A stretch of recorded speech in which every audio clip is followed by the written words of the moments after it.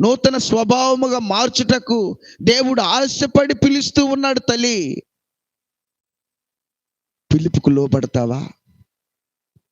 దేవుని పిలుపుకు లోబడతావా? దేవుని నువ్వు ఒక వరం అడుగుతావా? అయ్యా, నాకు ఒక వరమ కావాలి నాయనా. నువ్వు ఏ పరిస్థితి కూడా ఉన్నావో ఆ పరిస్థితిని నేను మోకరించేటప్పుడు నాతో కూడా నువ్వు దేవునితో ఏకీభవించు. నువ్వు ఏ పరిస్థితిలో ఉన్నావో ఆ పరిస్థితిని దేవునితో చెప్పు.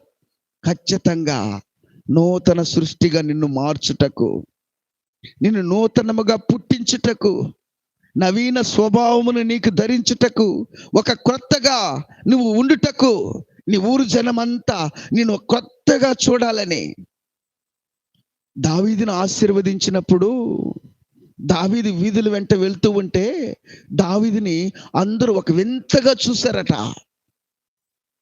ఎక్కడో అడవిలో గొర్రెలు